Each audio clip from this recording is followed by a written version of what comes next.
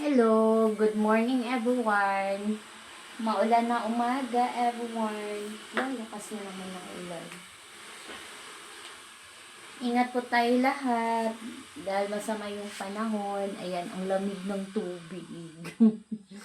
And kailangan natin maligo kahit na matamlay yung katawan natin guys. Parang may something talaga. Pero laban lang. Laban na. Ganda ng dress ko, guys. Diba? Made in UK. Okay po. Ganda.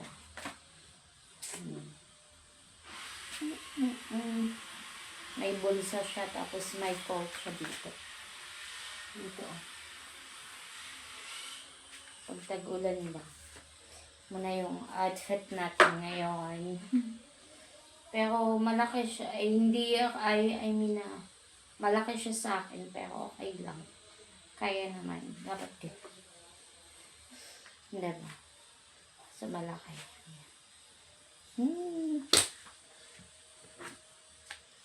Sunblock tayo, guys. Bago natin sunduin yung anak. Sama ng mata ko.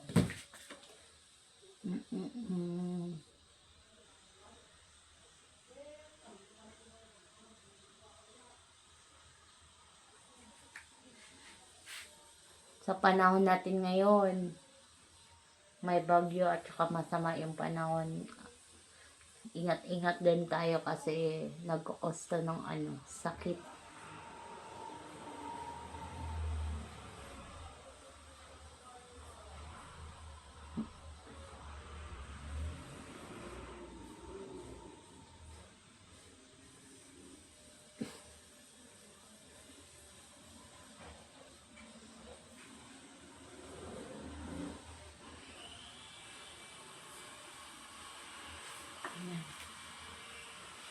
Malakas na naman yung ulan.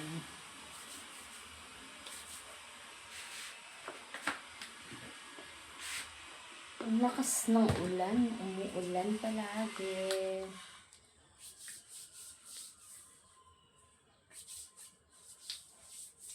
Pag naglo-lotion ako, isama ko talaga yung kilikili ko. Alam niyo ba yung ko, gamit ko sa kilikili ko, paano mag-ina? Tawas. Hindi yung porwa, yung siya, powder.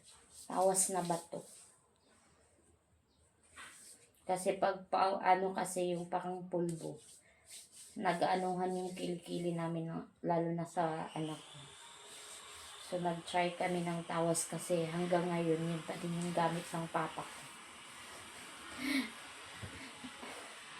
Dati-dati, bata pa kami, tawas talaga yung gamit ng papa ko, yung bato. Naalala ko lang. Tapos, ayun na yung ginamit namin mag-ina. Tawas. Tawas. Pero okay naman siya. Try nyo sa anak niyo, lalo na yung pawisin na anak at age of 10, 9, 10, 11. Pero pinatawas ko yung anak ko ng bato is 10 years old, running to 11 years old. Kasi parang asim na ng kilikili niya, lalo na pawisan siya. Hindi na umuobra doon sa tawas soup. Pinatawas soup ko siya eh. Kasi yun yung ng doktor sa kanya. Pwede siya sa tawas soup. Tapos okay naman yung sabon na tawas. Pero pag lumalaki talaga yung mga bata, umaamoy yung... Hindi naman nabawa anak ko kasi araw-araw naman yung naliligo. Malinis din yun. Kaso hindi maiwasan yung suka yung amoy ng kilikili, lalo na pag nainitan. Kaya pinatawas ko siya ng bato. Okay na. Hindi na siya hindi na umaamoy. Yun yung pinagamit ko sa anak. Try nyo guys. Sa edad na 10 up, 11, try nyo magtawas. Pag pure, pag kasi, yung nasa lang, hindi nananakit yung kilikili ng anak ko. Sa tawa siya yan.